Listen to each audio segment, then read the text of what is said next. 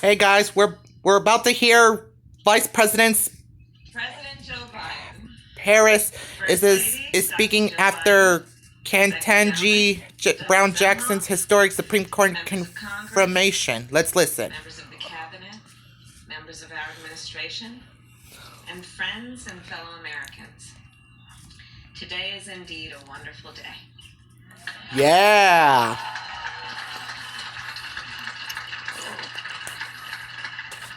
As we gather to celebrate the confirmation of the next justice of the United States Supreme Court, Judge Ketanji Brown Jackson.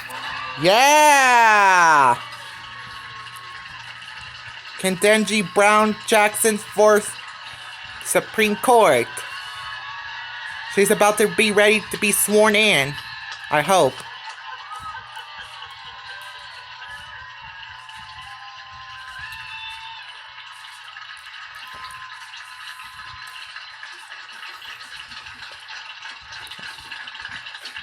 President George Washington once referred to America as a great experiment, a nation founded on the previously untested belief that the people, we the people, could form a more perfect union.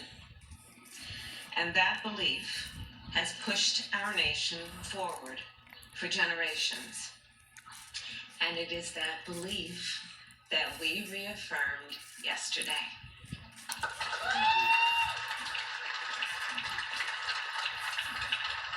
Through the confirmation of the first Black woman to the United States Supreme Court. Yeah.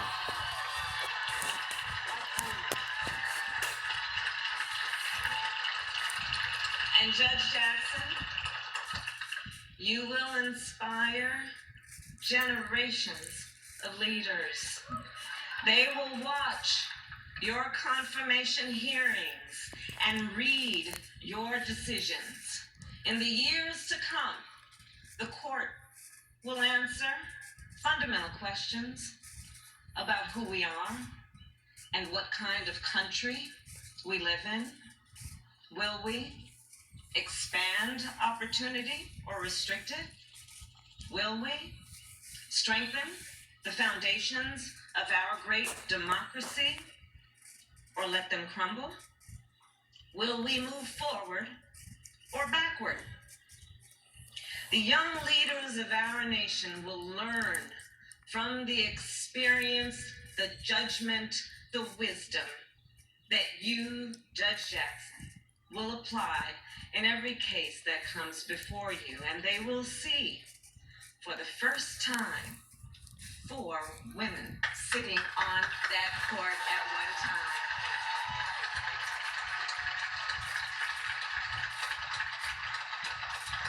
So as a point of personal privilege, I will share with you, Judge Jackson, that when I presided over the Senate confirmation vote yesterday, while I was sitting there, I drafted a note to my goddaughter.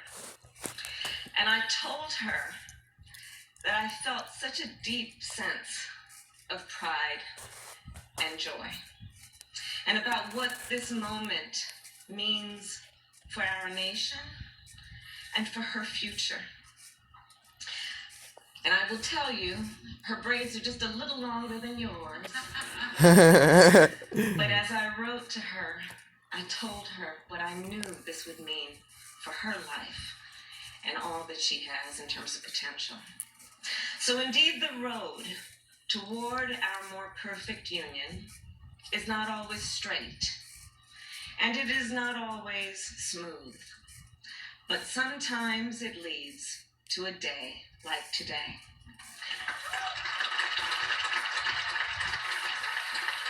A day that reminds us what is possible when progress is made, and that the journey, well, it will always be worth it. So let us not forget that as we celebrate this day, we are also here in great part because of one President Joe Biden Yeah, that's my dad.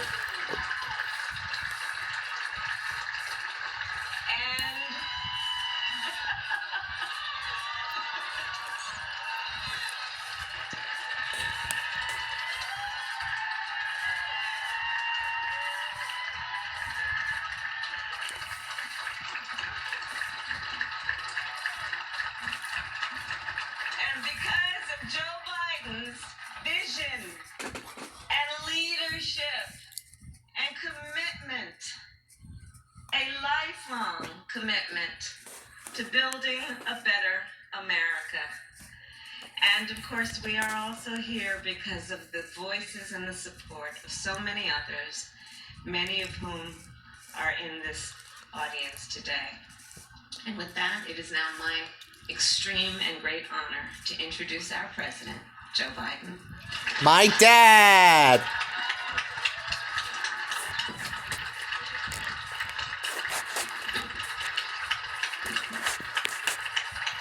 Thank you, Kamala. Thank you, thank you, thank you. The first really smart decision I made in this administration. My name is Joe Biden. Please sit down. I'm Jill's husband and Naomi Biden's grandfather. And folks, yesterday, this is not only a sunny day. I mean this from the bottom of my heart. This is going to let so much sun shine on so many young women, so many young black men, so many minorities, that it's real. It's real. We're going to look back, nothing to do with me. We're going to look back and see this as a moment of real change in American history. I was on the phone this morning, Jesse, with President Ramaphosa of South Africa. And he was talking about how the time that I was so outspoken about what was going on in my meeting with Nelson Mandela.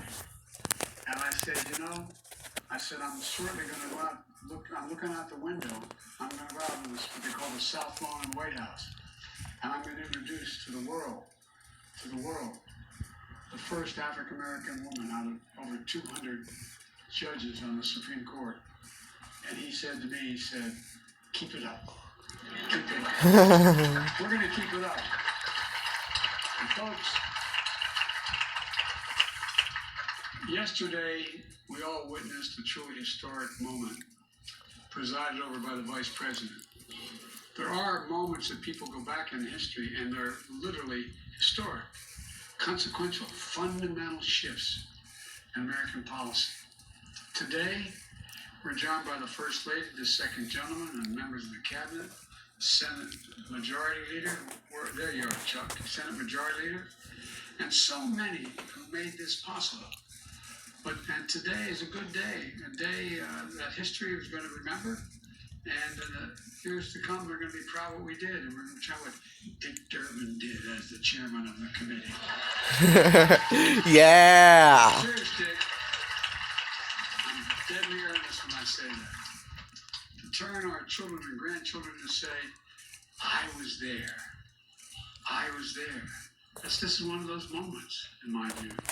My fellow Americans, today I'm honored to officially introduce to you the next Associate Justice of the Supreme Court of the United States, Kentanji Brown Jackson.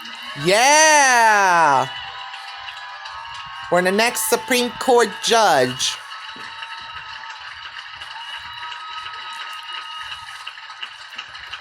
After more than 20 hours of questioning at her hearing, in nearly 100 meetings, she made herself available to every single senator who wanted to speak to her and spoke for more than just a few minutes, answering their questions in private as well as before the committee.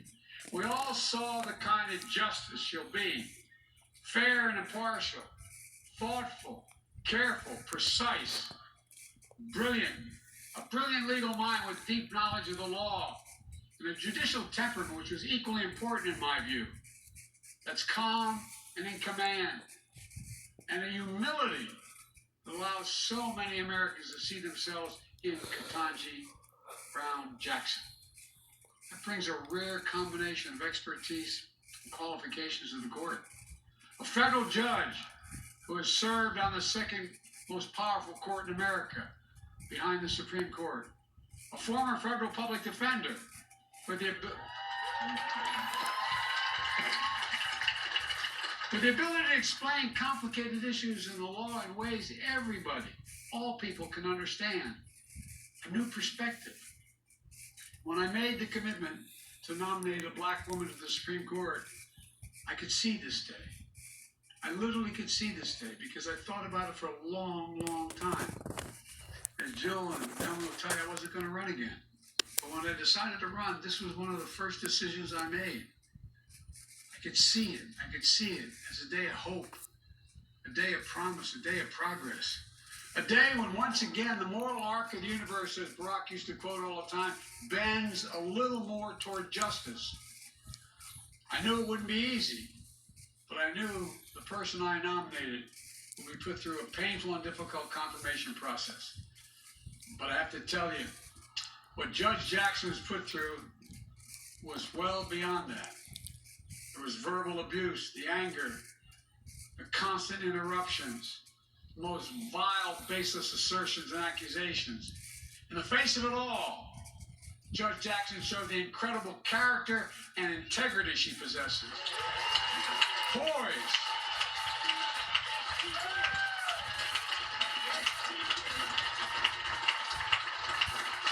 Poise and composure.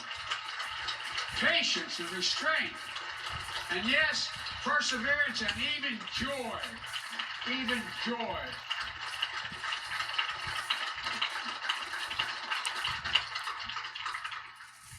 Kentanji, or I'm not going to call you that in public anymore. You are the very definition of what we Irish refer to as dignity. You have enormous dignity. And it communicates to people. It's contagious. And it matters. It matters a lot. Maybe that's not surprising if you look to sat behind her during those hearings.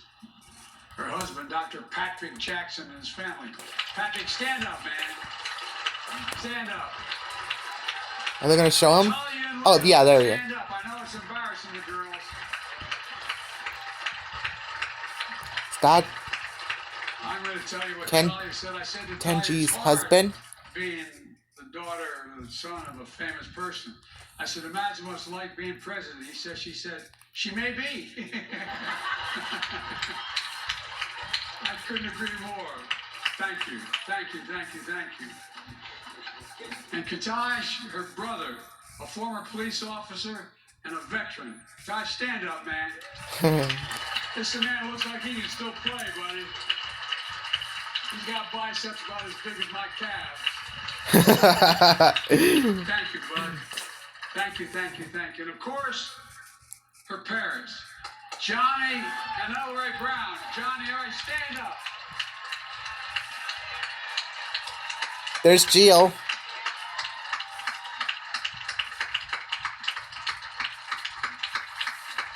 I'll tell you what. As I told Mom, Mom's rule in my house. Oh, you not think I'm kidding? I'm not. My mom and my wife as well. Look, people of deep faith, the deep love of family and country, that's what you represent.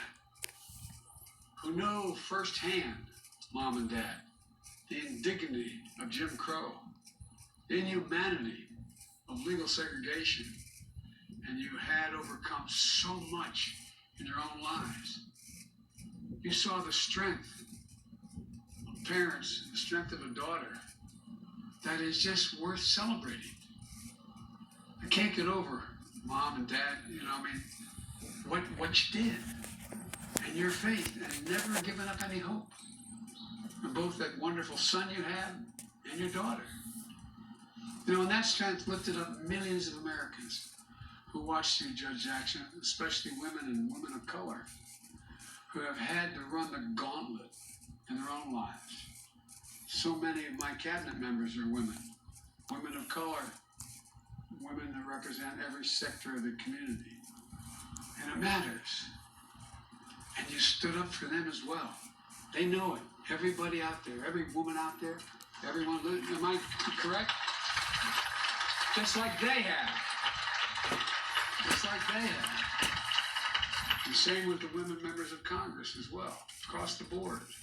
Look, it's a powerful thing when people can see themselves in others. Think about that. What's the most powerful thing? I'll bet every one of you can go back and think of a time in your life where there was a teacher, a family member, a neighbor, somebody who made you believe that you could be whatever you wanted to be. It's a powerful, powerful, powerful notion. That's one of the reasons I believe so strongly that we needed a court that looks like America. Not just the Supreme Court. America. That's why I'm proud to say, with the great help of Dick Durbin, I've nominated more black women judges of federal appeal courts than all previous presidents combined. Yeah.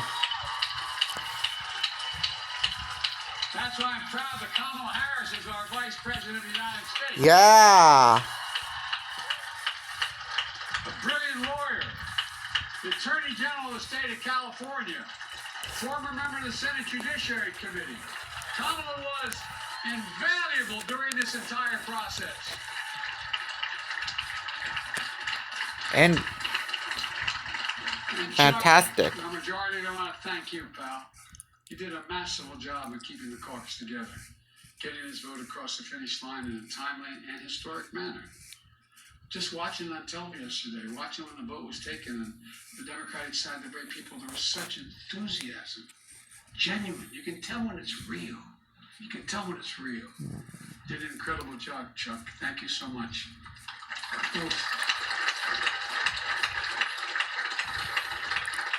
Because you're all able to sit down and know if to stand, I'm going to go on a little longer here and tell you. I want to say something about Dick Durbin again.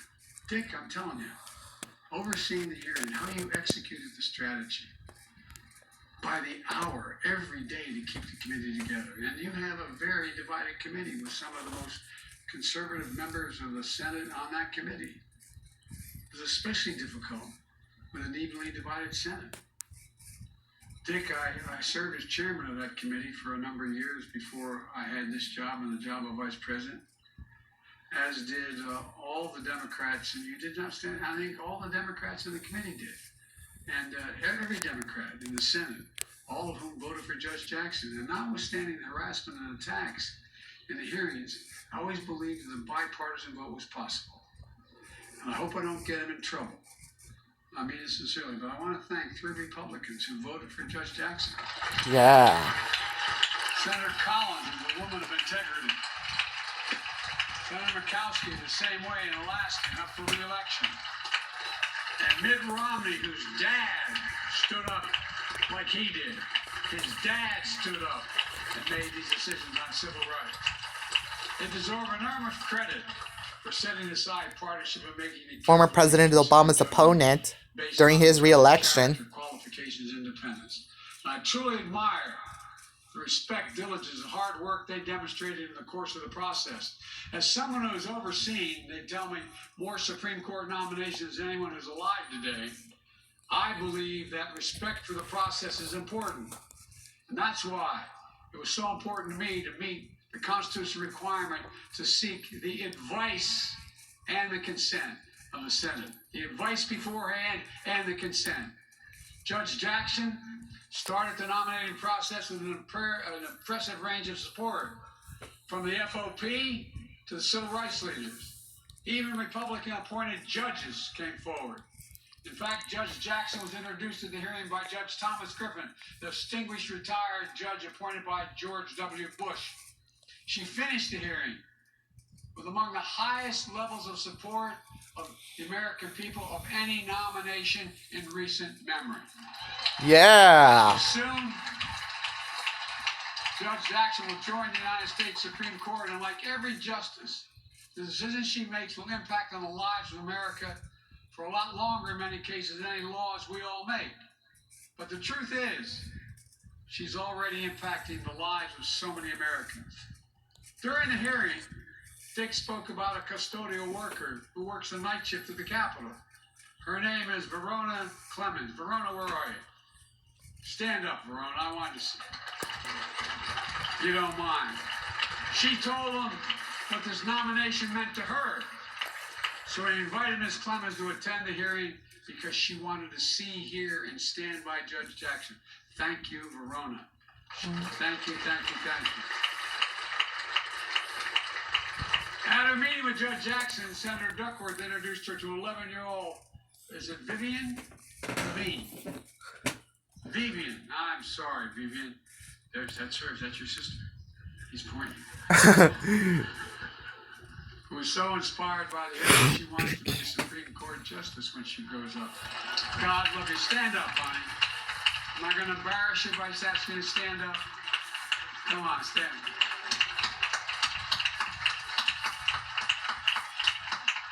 There's tens of thousands of names all through the entire United States.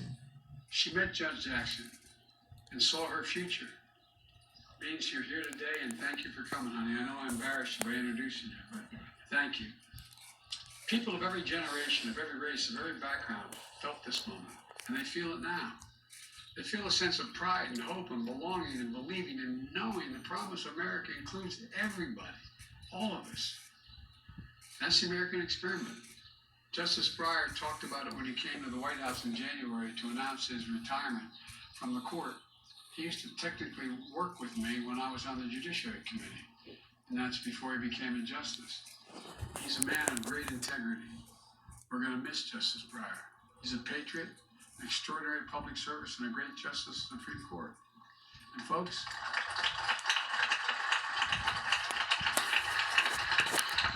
let me close with what I've long said.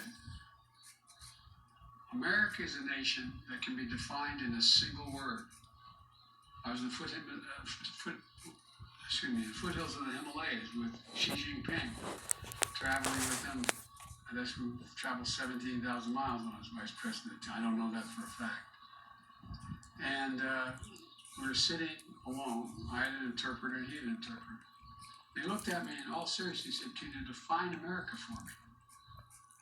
And I said what many of you heard me say for a long time. I said, "Yes, I can. In one word, possibilities. Possibilities. That in America, everyone should be able to go as far as their hard work and God-given talent will take them. And possibilities. We're the only ones. That's why we're viewed as the ugly Americans. We think anything's possible. Anything's possible. And the idea that a young girl who was dissuaded from even thinking you should apply to Harvard Law School. Don't raise your hopes so high. Well, I don't know who told you that, but I'd like to go back and invite her to the Supreme Court if you can see the interior. Look, into the Supreme Court of the United States of America. Now, folks, it's my honor, and it truly is an honor. I've been looking forward to for a while to introduce you the next Associate Justice of the United States Supreme Court, the Honorable Kentanji Brown Jackson. Yeah.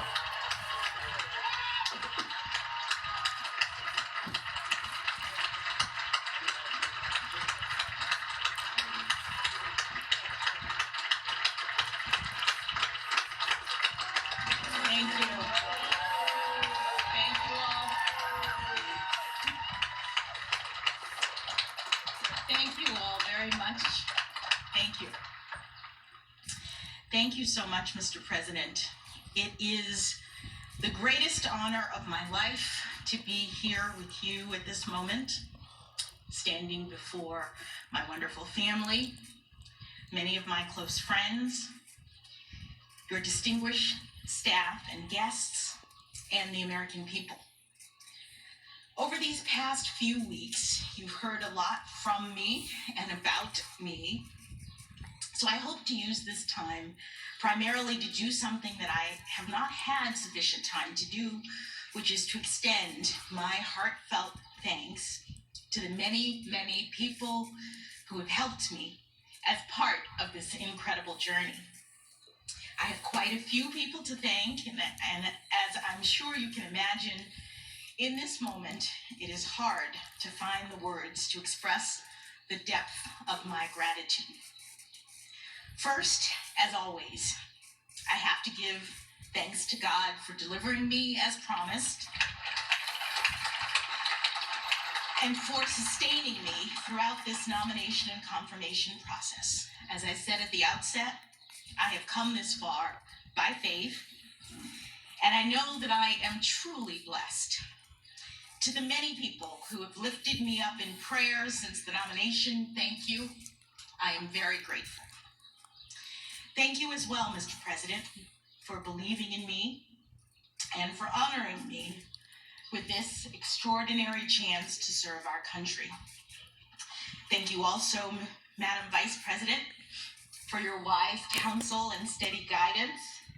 And thank you to the First Lady and the Second Gentleman for the care and warmth that you've shown me and my family.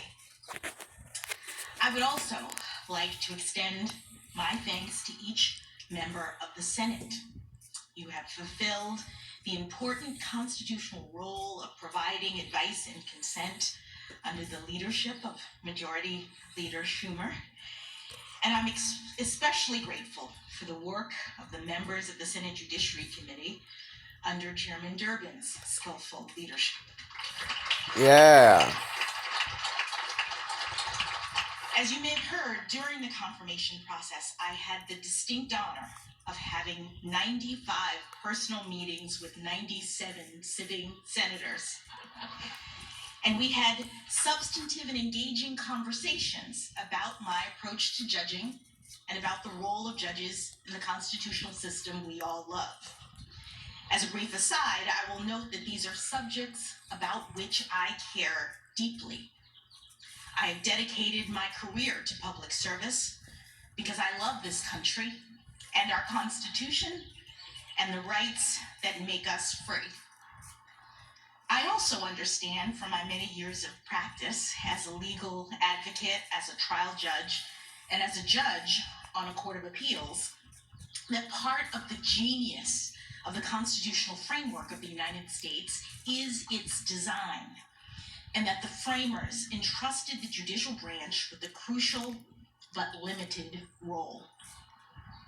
I've also spent the better part of the past decade hearing thousands of cases and writing hundreds of opinions, and in every instance, I have done my level best to stay in my lane and to reach a result that is consistent with my understanding of the law and with the obligation to rule independently without fear or favor. I am humbled and honored to continue in this fashion as an Associate Justice of the Supreme Court of the United States, working with brilliant colleagues, supporting and defending the Constitution, and steadfastly upholding the rule of law. Yeah. But today, at this podium, my mission is far more modest. I'm simply here to give my heartfelt thanks to the categories of folks who are largely responsible for me being here at this moment. First, of course, there is my family. Mom and Dad, thank you not only for traveling back here on what seems like a moment's notice, but for everything you've done and continue to do for me. My brother Ketanji is here as well. You've always been an inspiration to me as a model of public service and bravery, and I thank you for that. I love you all very much. To my in-laws, Pamela and Gardner Jackson, who are here today, and my sisters-in-law and brothers-in-law, William and Dana, Gardy and Natalie, thank you for your love and support. To my daughters, Talia and Layla, I bet you never thought you'd get to skip school by spending a day at the White House. This is all pretty exciting for me as well, but nothing has brought me greater joy than being your mother. I love you very much.